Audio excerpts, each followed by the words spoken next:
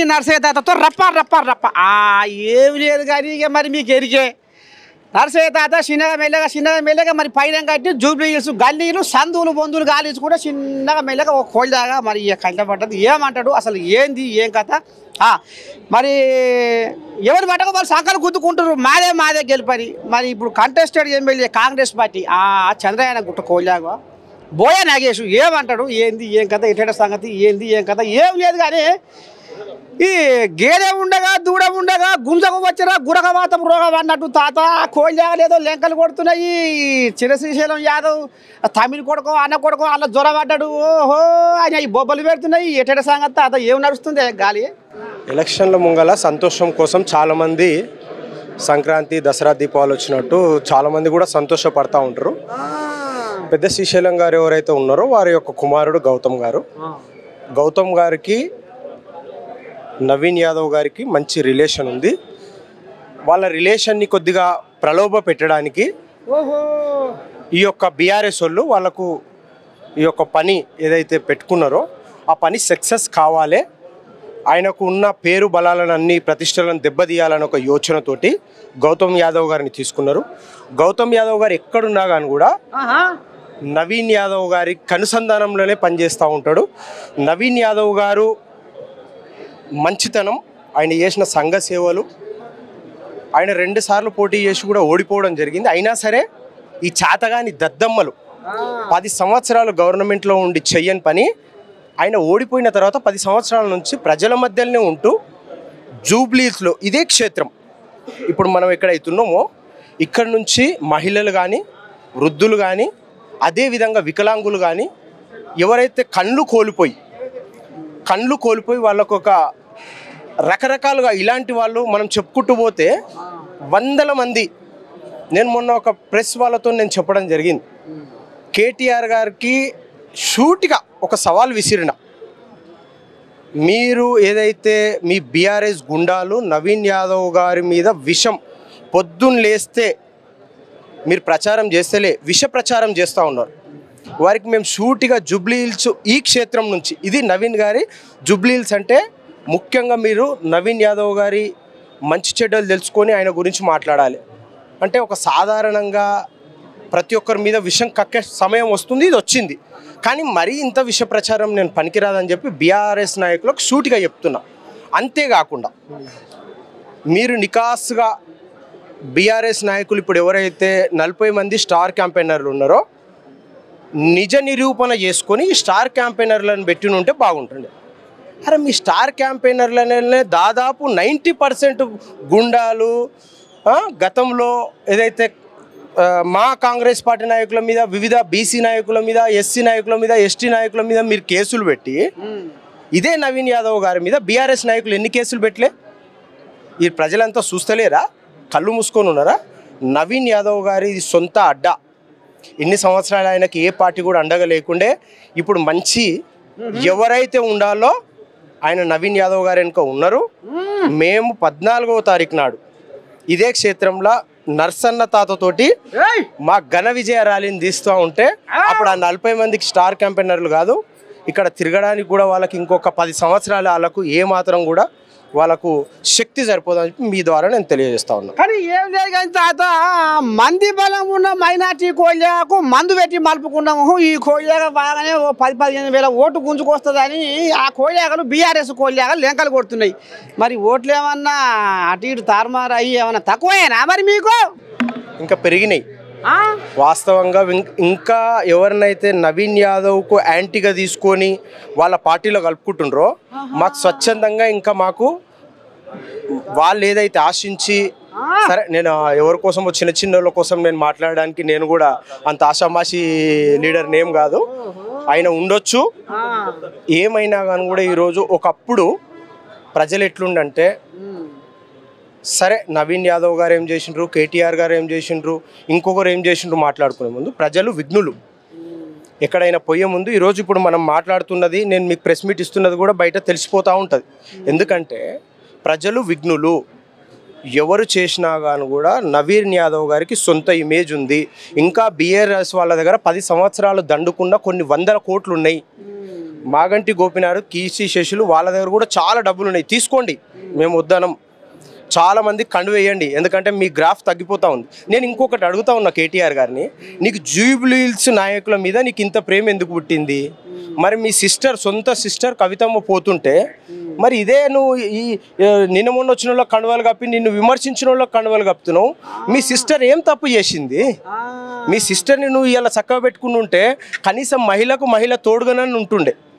నువ్వు ఇది కోల్పోయి ఎవరో తీసుకొచ్చి నేను పెట్టుకున్నా నవీన్ యాదవ్కు 10,000 ఓట్లు, మస్తు మంది మా దగ్గర, చాలామంది మా యువకులు ఉన్నారు, చాలామంది యువకులు మా దగ్గర నుంచి ఒక్కరు పోయినా కానీ కూడా దాదాపు 10 ఓట్లు తీసుకొచ్చే నాయకుడు వాడు ఒక్కడు. ఎవడో నిన్న మొన్న వచ్చినోడు పోతే వాడు పేరు లేని ఊరు లేని వాళ్ళు చాలామంది తిరుగుతూ ఉంటారు. ఈరోజు సోషల్ మీడియాలో అయింది, మీడియా ద్వారా కొద్దిగా హైప్ పెంచుకొని నేను అది చేస్తా, నేను ఇది చేస్తా అంటున్నాను. నేను ఆయనకి కూడా ఒక సూచన, మీ ద్వారా ఒకటే సూచన చేస్తాను. ఇలా గవర్నమెంట్ మేము ఉన్నాం, ఏం చేయాలన్నా కానీ కూడా గవర్నమెంట్ అనుసంధానంలోనే మా గౌరవ ముఖ్యమంత్రి వర్యులు రేవంత్ రెడ్డి గారు ఇవ్వాలి. కేటీఆర్ నేను సొంతంగా నేను ఇలా ఎన్ని హిందూ శ్మశాన వాటికలు కట్టించిన, మైనారిటీ శ్మశాన వాటికలు కట్టించిన అని తప్పుడు సంకేతాలు చెప్తుండు. నిజ నిరూపణ చేసుకోవాలి. ఇదే మనం ఏదైతే క్షేత్రంలో ఉన్నామో 2 చైర్లు ఏర్పాటు చేసి మీ ద్వారా మా నవీన్ యాదవ్ గారిని ఒక చైరు, వాళ్ళకు ఒక చైర్ ఇస్తాం. నిజ నిరూపణ చేసుకొని నిజాయితీగా పోయి ఓట్లు అడగాలి. జూబ్లీ హిల్స్లో నువ్వు ఏం మురగబెట్టినవు అనేది ఆలోచన చేసి మాట్లాడాలి. మీకు బాధ ఉంటుంది, మేము కాదనం. ఆ బాధ ప్రజలలోకి వెళ్ళి క్షేత్రంలో, ప్రజాక్షేత్రంలో తెలుసుకోవాలి. కానీ విష ప్రచారం నవీన్ యాదవ్ గారి మీద ఏదైతే చేస్తుండ్రో జూబ్లీ హిల్స్ ప్రజలు విఘ్నులు. ఇది దేశంలో జరుగుతున్న చాలా పెద్ద ఎన్నిక. ఇవాళ బీహార్ దిక్కు ఎవరు చూస్తలే, దేశంలో ఉన్న నాయకులంతా జూబ్లీ హిల్స్ దిక్కే చూస్తున్నారు. ఎందుకంటే ఒక యువకుడు, ఒక బీసీ బిడ్డ, మంచి చదువుకున్న వ్యక్తి, మంచి ప్రజలకు అక్కడికి వెళ్తే మంచి జరుగుతుంది. ఈరోజు 6 గ్యారంటీలు రావాలంటే సరే, ఆమె మా సిస్టరే, బీఆర్ఎస్ నుంచి పోటీ చేసిన మా సునీతమ్మ గారు కూడా మేము సిస్టర్గా భావిస్తాం, మేము వ్యతిరేకించాం. బాగానే చేసినావు తాత, ఎంత పని అయిపోయా చెల్లె. ఓ చెల్లె, నన్ను గోపయ్య మీ చేతిలో వెళ్ళిపోయిండు అక్కో. ఓ అక్క అని అత్తదచ్చినా ఈ పాడైపోను 6 నెలలకు కోడలు నిట్టాడు పట్టుకొని నిగ్గి ఏడ్చినట్టుగా పాపం ఒకటే వల పోస్తుందట తాత. కళ్ళ నిండా నీళ్ళు తీసి కారుస్తుందట. మరి ఏమన్నా సానుభూతి ఏమన్నా అటు మళ్ళీనా? సానుభూతి ఎక్కడ ఉంటుందంటే, సరే ఆమె కూడా ఈరోజు మనసులో బాధపడతా ఉన్నది. ఎవరికైనా తన భర్తను కోల్పోయిన ఆవేశంలో ఆమె ఈరోజు సరే ఉండొచ్చు, దాన్ని మనం మాట్లాడకుండా ఈమెను పెట్టడము. సానుభూతికి రాలే ఓట్లు అంటున్నా. ఒకప్పుడు ఉండే ఈ సానుభూతి ఎప్పుడు పోయింది తెలుసా వాళ్ళకు? గతంలో కాంగ్రెస్ పార్టీ వైఎస్ రాజశేఖర రెడ్డి గారు ఉన్నప్పుడు ఏమవుతుందంటే, ఎవరన్నా వాళ్ళ ఇంట్లో చనిపోతే వాళ్ళ కుటుంబ సభ్యులు ఎవరైనా సరే దానికి అర్హులుగా కాంగ్రెస్ నాయకత్వం పెడుతుండే. ఈ బీఆర్ఎస్ వచ్చిన తర్వాత డబ్బులకు ఆశపడి ఆ సీట్లు కొనుగోలు చేసి, ఆ ఎమ్మెల్యేలను కొనుగోలు చేసి ఈ వ్యవస్థ లేకుండా చేసింది ఈరోజే. కాబట్టి ఆమె కాదు ఏడ్చేది, వీళ్ళు ఏడవాలి, నిరంతరం ఏడవాలి. ఇప్పుడే ఇది ఇంకా ఓన్లీ మాది ట్రయల్ మాత్రమే, మాది ఆల్రెడీ లాస్ట్ కంప్లీట్ సీన్ ఏదైతే ఉంటుందో.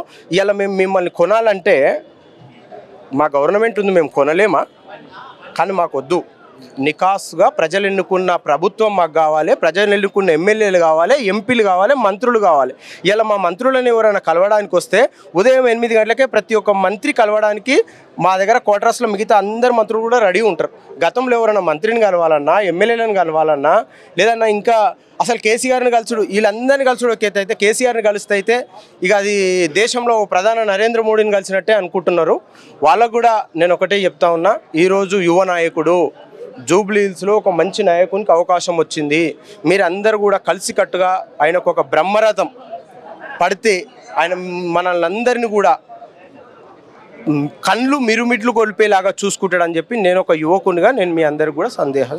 తాత మరి ఇప్పుడు ఈ రఘునందన్ కథ ఏందే? కోళ్ళగా బాగానే మరి ఇక మాది గల్లీలల్లో సందులల్లో మూత మోగుతుంది. ఇక ఈ 2 అన్నే పండుకుంటాయి, మాది మూత మోగుతుంది, విజయం మాదే అని రంకెలేసి అది బొబ్బలు పెడుతుంది రఘునందన్ కోళ్ళగా. ఏం చెప్తావు ఆయనకు? ఇద్దరు కొట్లాడితే 3వ సంధి అయినట్టు వాళ్ళకు కూడా సంధి ఏదో ఏర్పాటు చేసుకుంటారు. కానీ గతంలో ఇదే క్యాండిడేట్ మేము పెట్టినాం, మీరు పెట్టినరు. ఎన్ని ఓట్లు వచ్చినాయి?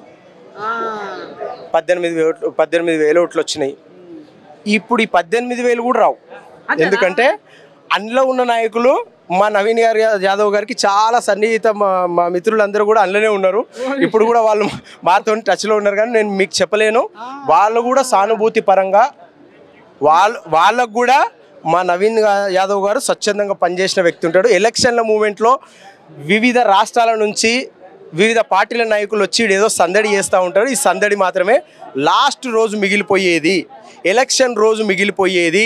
ఇక్కడ ఉన్న జూబ్లీహిల్స్లో ఉన్న మా యువ నాయకులు, మిత్రులు, నవీన్ యాదవ్ గారి అభిమానులు, చిన్న శ్రీశైలం గారి అభిమానులు, ఇక్కడ కాంగ్రెస్ పార్టీ లీడర్లు, అదేవిధంగా కాంగ్రెస్ పార్టీ క్యాడరు, వీళ్ళంతా ఉంటారు. కానీ ఎవరో వచ్చి రఘునందన్ వచ్చి చెప్పిపోతే మెదక్ లీడర్ కూడా నోటేస్తాడా?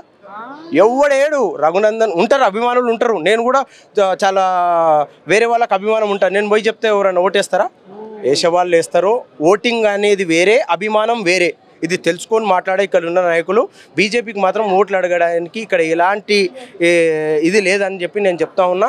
అంతేవిధంగా మీరు ఒకవేళ ఓట్లు అడగాలంటే మీకు రెండే ఉంటాయి. ఒకటి హిందూ పరంగా అడుగుతారు, ఒకటి మతతత్వాన్ని రెచ్చగొట్టే పరంగా అడుగుతారు. కానీ అవి పనికిరావని చెప్పి మీకు సూటిగా నేను మీకు చెప్తా ఉన్నా. మరి ఇంతకు రాకపోగా నవీన్ యాదవ్ గెలుపు పక్కా అంటావా?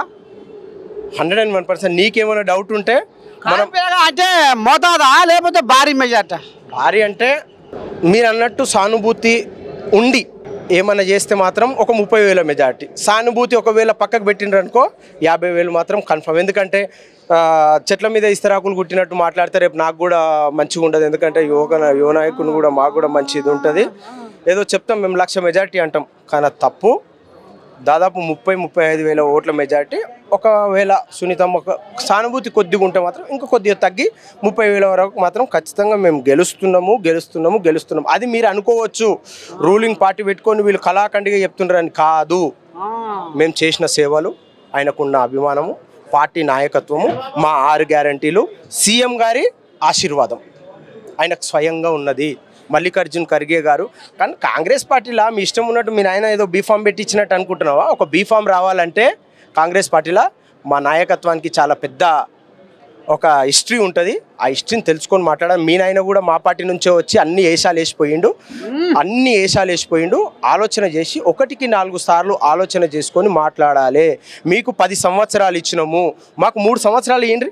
తర్వాత మళ్ళీ 5 సంవత్సరాలు, మళ్ళీ 3 సంవత్సరాల తర్వాత ఎలక్షన్ వస్తుంది కదా, అప్పుడు వచ్చి నువ్వు ఈడ ఇంటింటికి ఏదో గ్యారంటీ కార్డులు పెట్టుకొని తిరుగుతున్నావు అంట. మా వాళ్ళు అందరూ కూడా చూస్తూ ఉన్నారు.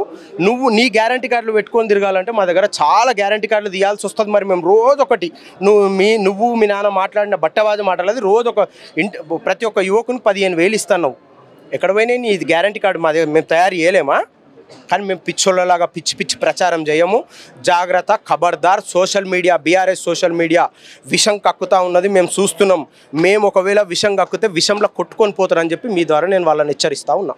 ఇక మొత్తానికైతే గిదుల్లా అంత నాడు లేదు, ఇంత నాడు లేదు, సొంత నాడు పెట్టింది ముంతంత కొప్పు అన్నట్టు. ఇక మరి 10 ఏళ్ళ రాజ్యంలో వాళ్ళు చేసిన ఉద్ధారకానికే బయకాడ బండ పెట్టిరు. ఇక మళ్ళీ ఇప్పుడు ఏమంటూ వస్తారు, ఏంది ఏం కథ, మళ్ళీ ఇప్పుడు పెద్దగడల బయట యాలే అయిందనేది. మరి ఇక చంద్రయాదవ్ గుట్ట కంటెస్టెడ్ ఎమ్మెల్యే బోయ నాగేష్ ఈ రకంగా మన నేను ఆంబాయం వెళ్ళబోసుకుంటున్నా. మొత్తానికి నవీన్ యాదవ్ గెలుపు 30 నుంచి 50,000 మధ్యలో భారీ మెజార్టీ ఉంటుంది అనేది కోల్యాగా ఆంబాయం వెళ్ళబోసుకుంటుంది. కెమెరామెన్ మోహన్తో మీ నర్సయ్య తాత, జూబ్లీహిల్స్ గడ్డ.